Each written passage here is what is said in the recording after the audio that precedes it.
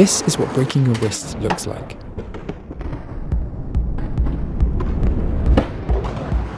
If you're going to break anything on a skateboard, it'll most likely be your wrist. In the sudden moment of falling, your first instinct might be to reach your hand out to brace for impact, but that just focuses all that landing force into one area. That's the wrong way to fall. Now for the right way. When we try a trick, falling is baked into it. The best way to fall is to spread out the fall over time and space.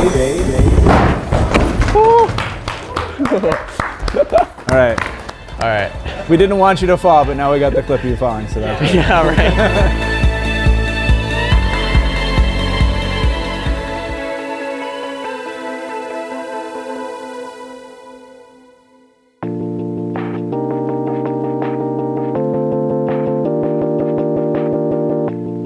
Skateboarders come in all shapes and sizes. I think that there's pros and cons to different body types, like the shorter skaters. I think they have a lower center of gravity, so they might be able to do more technical tricks, have that control.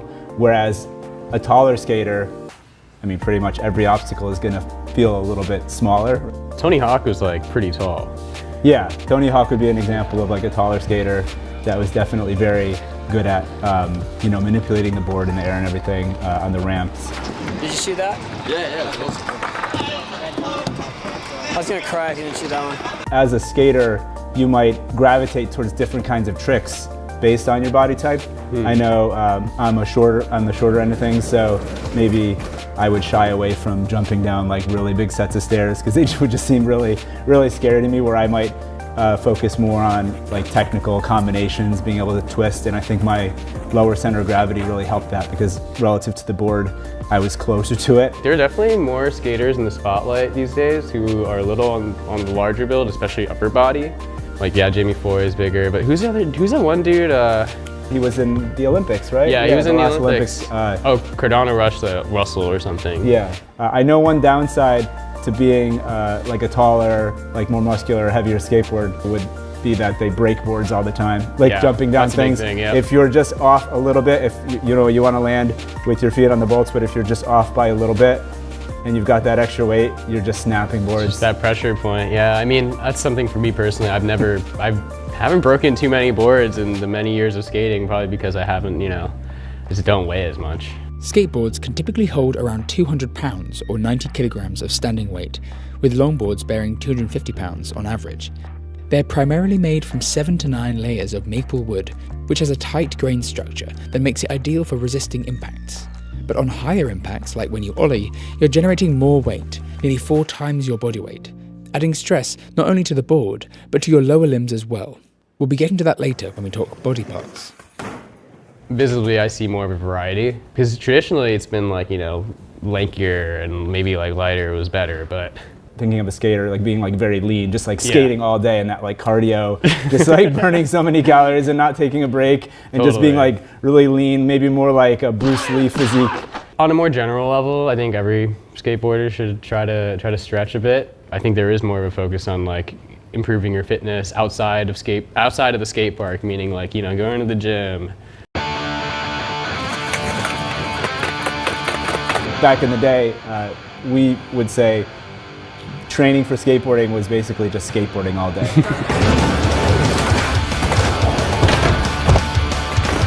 Because with skateboarding, you're not just doing the tricks and things you see, but we're also skating from point A to point B. Yeah. And I think even to this day, there's skaters out there that if you ask them, what do you do to train to skateboard? They would say, I just go skate, man. Skating all around, like New York City, for example, spots all over. You spend the whole day skating from point A to point B. That in itself is a workout. Even when you're there, you're kind of warming up with your tried and true tricks over and over again, just repetition.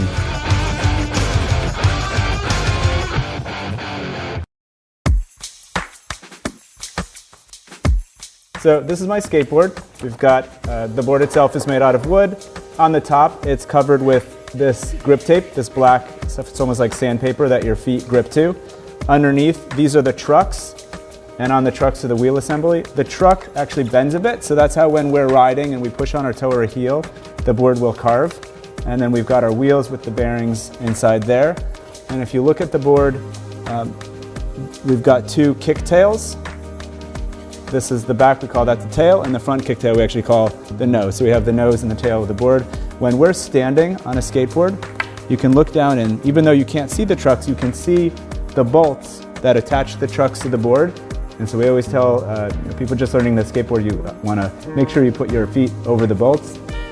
That's so important in skateboarding that when you see someone land a trick like really well, you might say bolts as like a compliment.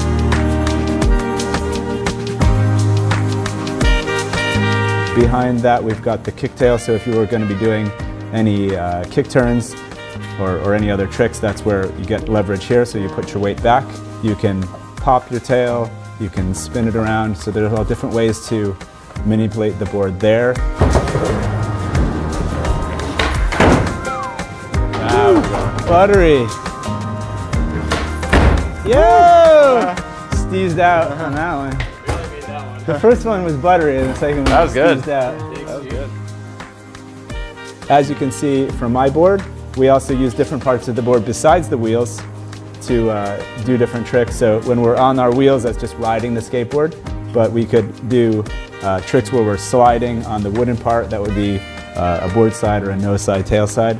And then you could also see on the trucks, they've been ground down a bit from doing different kinds of grinds on obstacles such as rails or ledges, things like that. My board has a bit of wear. I've had it for about a month. I think that's about a month of wear. Actually, not too much wear for a month, but. The most important part of the body might be what you're doing with your core on a skateboard, because everything is connected to that. That's a good point. Certainly feet, legs, ankles, that's important, your arms, but kind of like where you are in relation to where your skateboard is really important, especially in the beginning. It's one of the pivotal things we'll say is, bring your core down, or if you're going to be doing a turn, you want to have your weight back. Finding your center and then moving around that is going to be really important. If you were to go up the ramp and keep your center of gravity in the same exact place, you're going to quickly have your weight off and over the board and slip back. So you're always kind of shifting your weight back and forth, kind of in coordination with your knees. It's almost like playing catch with your own weight, because you let your board go out and then come back and then you keep going. It's this delicate balance. That really comes into play when you learn how to pump. When you drop into a half pipe, gravity gives you potential energy, which turns into kinetic energy as you descend. But with friction and air resistance slowing you down, it'll only get you so far before you lose height and stop altogether. If you bend your knees and push into the floor here, you're using your own body to add to your energy pool. If on the other side you bring your body up, you're adding even more energy to propel you into the air. It's very similar to, learning how to swing, like on a swing set by yourself. You're using that momentum where you go back, you're bringing your legs up, and then as you're coming down, releasing that tension by just straightening out your legs and pushing them out in front of you is what kind of propels you and gives you that momentum. And it's very similar to, when you're on this ramp, you can go back and forth and back and forth. And when you figure out how to really use your knees to your advantage to help you kind of retain the same amount of speed or even go faster, it's fun. And when kids, once they learn how to do it and keep themselves going, 20 minutes later, they can't get off. They're on this all day.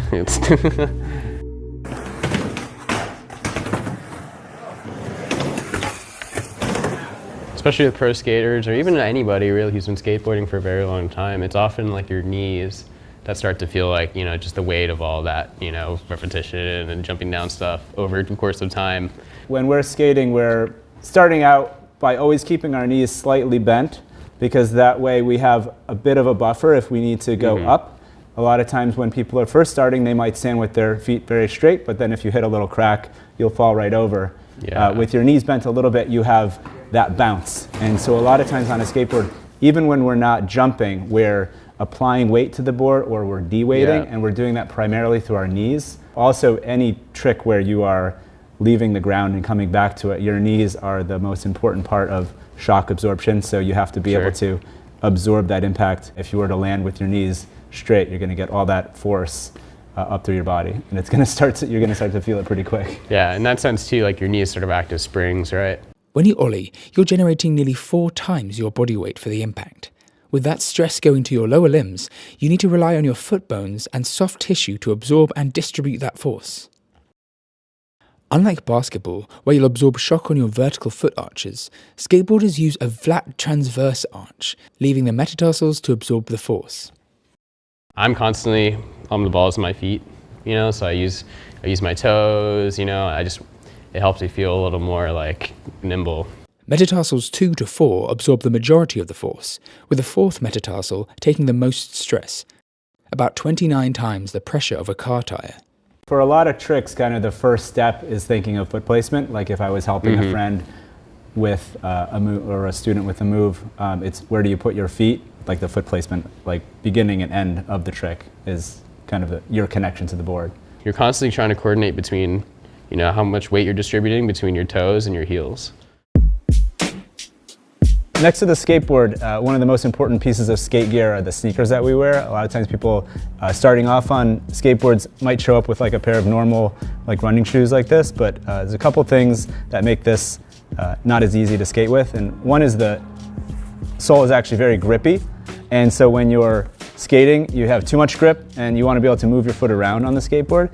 And the other thing is that the extra padding gives you less what we call board feel. So when you have your foot on the board, you want to be able to kind of feel the curvature and shift your foot around to different positions.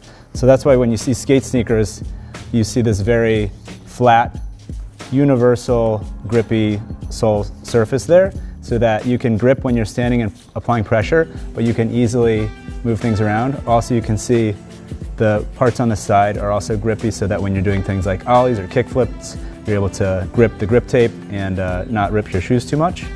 And also the soles are very thin, so you get that very curvy, like this.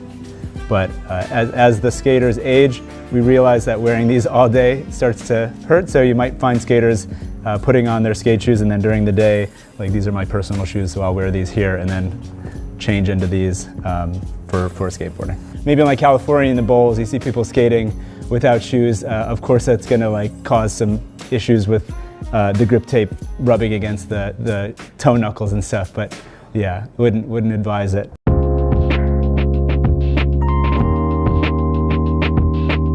A lot of times people don't think much about the arms when they're first skating, but then when we explain it, the arms don't weigh a whole lot, but you can get them very far from your center of gravity, and you can twist them around so you can take advantage of that to get the centrifugal force. A lot of times when we are doing a spinning move or a turning move, it starts from our shoulders and arms kind of leading that. If you watch skateboarding, you're looking at the skateboard, the lower body, but a lot of the trick is being done actually by the arms, kind of winding and unwinding, and they serve as counterbalances for the tricks you're doing. So if you're really far to this side, you might have your arms this way to balance the weight out, and then vice versa. If you wanted to come back this way really quickly, you can swing your arms to kind of keep that balance. Yeah, there's just constant negotiation between your upper body and your lower body. So like, you know, for a lot of tricks that involve rotating your skateboard and your body, like if you're doing a 180 for example, you know, you'd lead with your upper body, so up here with your shoulders, and you know, naturally that makes your body feel a little awkward, like you're twisted up. And so your lower body is going to want to realign with your upper body. And so you always lead up here, and then the lower body is just very naturally going to follow through. The thing I always tell students is, look where you want to go. It sounds obvious, but a lot of times when you're skating, you might be kind of one step behind as far as where your head is looking. One example I would give is as you're going up a ramp. If you're just going up a ramp and coming back down the way you came, we would call that going back to fakie. I always say, as you're going up, you start to look back, because that's actually where you're going to go. Once you've kind of figured out what you need to do with your body, then you want to spot where you're heading, especially if you are going back and forth on a mini ramp like this. You're doing the trick, you're looking at the next kind of spotting where you're about to go. Also when you're skating down the street, even just from point A to point B, you want to make sure that you're kind of looking a little bit ahead for any kind of obstacles that are in your way. A lot of times it could be an uneven crack, or even if it's a smooth ground, if you hit a little pebble, we call it a stop rock. we have very hard, small wheels. It wedges there and it stops you in your track. Even the most experienced skater, you look back and you see that, the telltale. You almost never see those coming.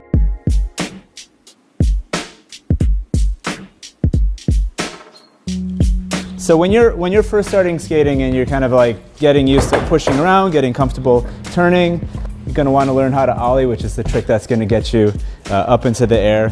And the way the Ollie works is basically we are standing on the board with our front foot towards the middle of the board and our back foot out by the tail like this. And then we start the trick by getting low, and then at the moment we jump up, we kick the tail to the ground. Oh, that was awful. Dude, it's hard, right? So, doing an Ollie stationary. It's so bad. It's so weird stationary. You're kicking the tail, but really the better word to use that we would say is snap the tail or pop the tail, because it's a really quick motion and it's happening as your whole body is already jumping up. So your body is off, it's de-weighting, it's up in the air, and at the last second you snap the tail, which then catapults the board into the air like this. Your front foot goes to the side and starts to pull up the board additionally and also level it out. And then the board and you are going up, and then the board and you go down. You're not actually pulling the board up, you're kind of catapulting it as you're on top of it. It's this motion right here. We call this the Ollie board, and it's basically a skateboard with these rubber platforms on, and then that helps isolate the motion of the wheels so that they can really focus on that snapping motion. I might have a student get comfortable just bringing the board up and down. So that's one drill. The next drill is stepping down and getting the foot sideways like this. Get comfortable like this. And then you can kind of start to jump and pop. So you're just getting the pop. And then you put it all together. Nice. But the trick everyone wants to know if they're getting into skating is the kickflip.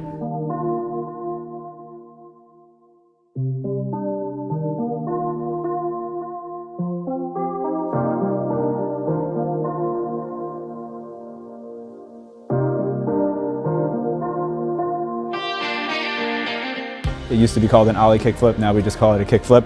When you're taking that front foot sliding up, instead of just sliding up and leveling off, you're sliding up and then flicking the toe side and making the board flip, and then you catch it back. It's a bit of magic. It feels really awesome when you land it.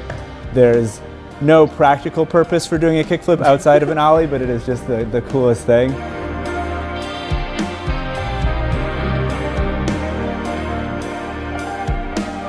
A lot of students, when they're first getting into skating, that's the trick they want to learn. That's and the first so thing. an Ollie, getting a really solid Ollie is essential to getting to the kickflip.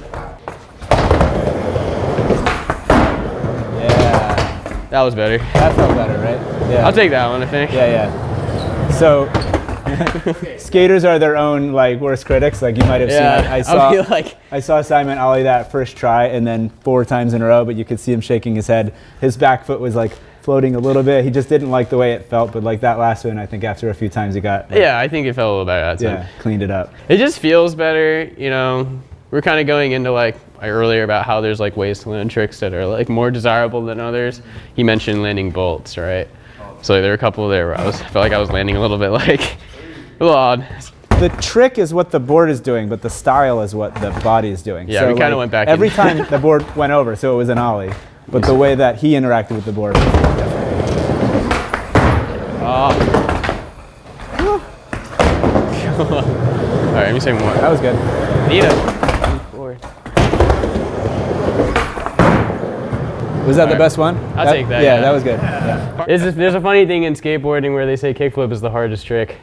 Once you learn how to do all these other advanced tricks, 360 flips and whatever, people often neglect the kickflip. Another game we play a lot for training, I guess you could call it training in a way, but just for fun, is a game of skate, which is similar to a game of horse. Yeah, horse with a basketball where you're shooting balls, where you just find a friend and you take turns trying tricks. And most of the time I'm playing it, it's really just that competitive element just raises the stakes just a little bit, but it's really just an excuse to try tricks that you might not normally try.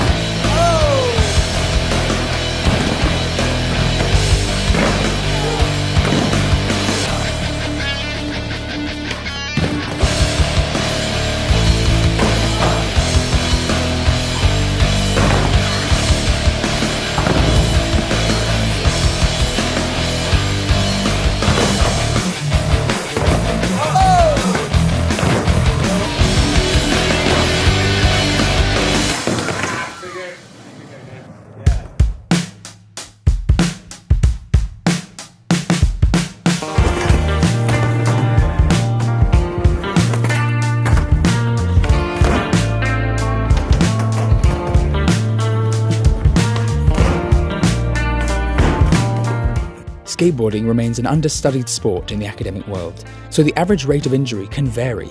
A study between 1987 to 1998 showed a rate of 8.9 injuries per 1,000 participants, while a survey of 197 skaters in 2020 showed just 0.55 injuries per 1,000 hours of skating.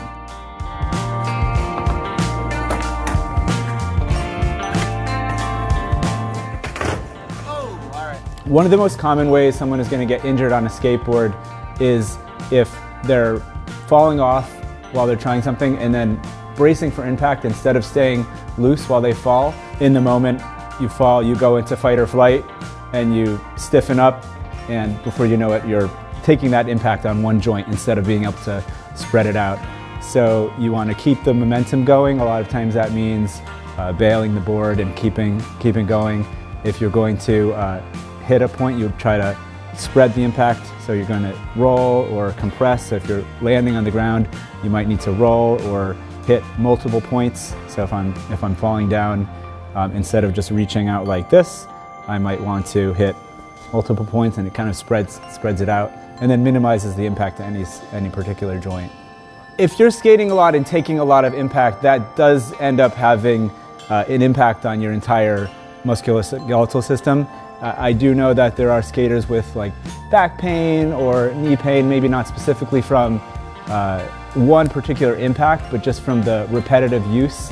In a 2021 study of 64 skaters, the lumbosacral region was right behind the knee and ankle in the most frequent areas of pain at 16.5%. All areas of the body that take the most stress from impacts. If you think of skateboarding too, even just the motion of pushing on a skateboard is asymmetric. So after a whole day of skateboarding, one of your hips, depending on your stance, is going to be a little lower. So skating feels great, but then when you start to walk after a long day of skating, you kind of wobble a bit. Over days and months and years of that, there could be more of like a chronic pain that would build up from that. One of the ways to combat that is to skate switch stance, which is skating in your other stance. You can try tricks that counterbalance each other. You can spread that out so that you're not like having that excessive strain on certain parts of your body. Skateboarding, for better or worse, we do have a rap for having injuries, and so we've affectionately named a few. I know one, if you bang your elbow and it swells up, we call that a swellbow. Or there's names for injuries such as hippers, shinners. We've got shark bites when a board hits you. There's also the credit card, which you can imagine this part and landing in a certain way, which is definitely paints a picture. In skating on rails, there is a sacking the rail. You can imagine. Yeah, another injury I forgot to mention. So if you're going really fast, so if you're bombing a hill, that's what we call it, going down a hill, you might end up falling or flying off your board, and then you get some pretty bad road rash from the abrasion there. So skateboarding has a reputation for having a lot of injuries, but in fact, over the course of a career, it's very similar to other very active sports such as basketball or soccer. One thing I think that is different with skateboarding is that a lot of the injuries are it's your fault. It's you and the board, and that there are a lot of injuries that can happen right in the beginning, and I do know that first couple times skateboarding is critical, because if you're putting your feet together, there's a lot of, like, I guess you could say, rookie mistakes that are going to cause you to fall right away. It's a bit difficult to get even the speed up or the ability to be able to jump off of something big enough to hurt yourself, that it's self-limiting in a way, because by the time you've gotten to the point of, say, jumping down a 3-stair, you've fallen so many times up to that point that you've kind of become comfortable with it. There's a way there that you could kind of think like the risk in it is kind of balanced by the difficulty of skateboarding in itself. I think learning how to skateboard could generally be difficult because it's not something you can pick up right away, but I think that difficulty is what keeps us coming back to it. For myself, after 30 years of skating, I'm still learning new things and finding new challenges in it. There's always something new. Like I was saying, in skateboarding, falling is a given. We're going to fall as we try, or fall or bail, but as that's happening, you're learning more about it. And you might even be trying one trick, and in the process of trying that, accidentally do something else and stumble upon another area, and so you're kind of unlocking different tricks along the way.